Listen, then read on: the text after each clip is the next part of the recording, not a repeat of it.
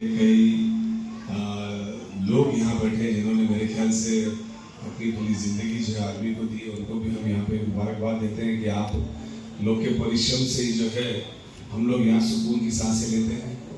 वहाँ पे हिमालय की चोटी जहाँ पे -डिग्री से भी नीचे टेम्परेचर होता है और रण की भूमि जहाँ पे गर्मी 40 से ऊपर 45 से ऊपर पहुँच जाती है, ऐसे तापमान में आप लोग खड़े रहते हैं, हमारे लिए सुरक्षा देते हैं, इसलिए आपका बहुत बहुत धन्यवाद है, दिल की शुभकामनाएं भी देता हूँ आर्मी के जो लोग यहाँ बैठे उनके लिए और सभी आर्मी के लिए।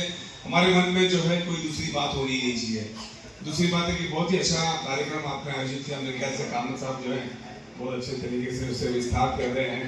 लेकिन देश और ये चीज़ आज़ादी मिलने के बाद देश के पास क्या था और आप कहाँ तक पहुँचे हैं, आज इस देश की खूबसूरती ये है कि ये देश ने पिछले 1000-1500 साल में किसी दूसरे के ऊपर अतिक्रमण करने का काम ही नहीं किया। पूरी दुनिया में ये एक ऐसा देश है जो अपनी जगह को देखता है, दूसरे के ऊपर पूरी पूरी नजर डालता है। हम संस्कृति के मानने वाले बिल्कुल सही है। और सबसे बड़ी बात है कि मुझे आज थोड़ा सा भाषण करते समय एक लाइन खाली बता दूंगा, क्योंकि बाकी नहीं बताऊंगा कि हमारी जो उठाव था आज़ादी से पहले, अभी हम भगत सिंह जी के बारे में भी आपने बताया क्या था। 1857 से पहले एक हादसा बहुत बड़ा, जो पहली चिंगारी के बारे में आप थोड़ी मैंने मालूमात ली, मतलब 1770 और 1800 के बीच में जब बंगाल के अंदर अकाल परिस्थिति आ गई थी। जहाँ हमको पार्टी ही नहीं, ये पार्टियाँ जो होती है ये हमको बांध कर रखती है और देश जो है वो हमको खुला आज़ादी देता है। हर तरह की ये लोकतंत्र हमको आज़ादी देता है। तो यहाँ इस देश में लोकतांत्रिक मूल्यों का सही से मतलब नीचे तबके के लोगों तक वो सब कुछ पहुंचना चाहिए जो हर किसी के लिए पहुंच रहा है। बड़े लोगों के लिए मैं यही कहना चाहता हूं कि 15 अगस्त का दिन जो होता है वो हमको स्वतंत्र मिली थी, इसके लिए हम लोग इस दिन को मनाते हैं। तो स्वतंत्र मतलब क्या, आज़ादी मतलब क्या? आज़ादी मतलब हम पूरी तरीके से आज़ाद होने चाहिए, हमारे मूल्य आज़ाद होने चाहिए। ये लोकतांत्रिक देश है, हमारे जो राइट्स है, right to freedom, right to speech, right to, ये सारी चीज़ें हमको मिलनी चाहिए।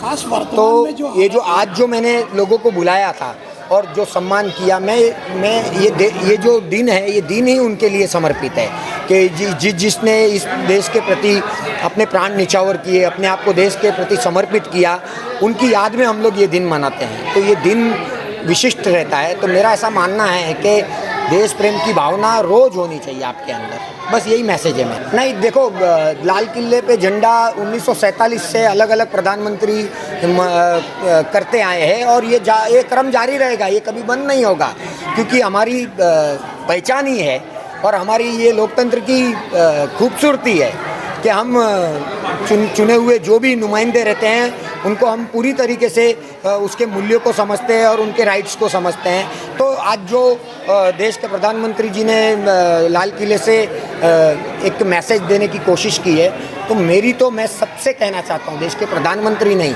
कोई भी हो, देश का हर वो नागरिक, हर वो नेता, सब इस लोकतंत्र के बंधन में है।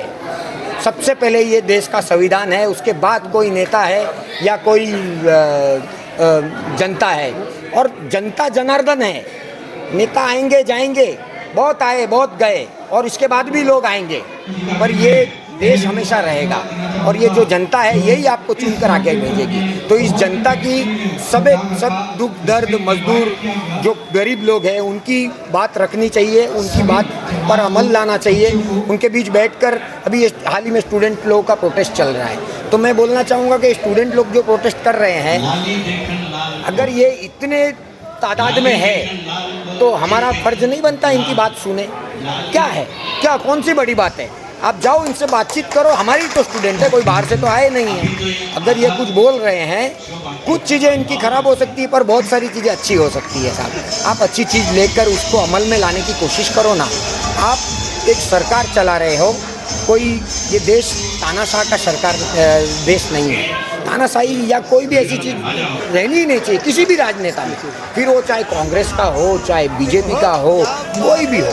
ये देश हमेशा इस लोकतंत्र के मूल्यों पर चलेगा, संविधान के मूल्यों पर चलेगा। तो संविधान ने जो राइट्स दिए हैं वो सबको है, स्टूडेंट को है, किसान को है, हर आम नागरिक को है। देश का कायदा सबको बराबर है ना। प्रधानमंत्री को भी वही संविधान के दायरे में रह के काम करना है और हमको भी वही संविधान के दायरे में रह के काम करना है। तो फिर किस बात का झगड़ा?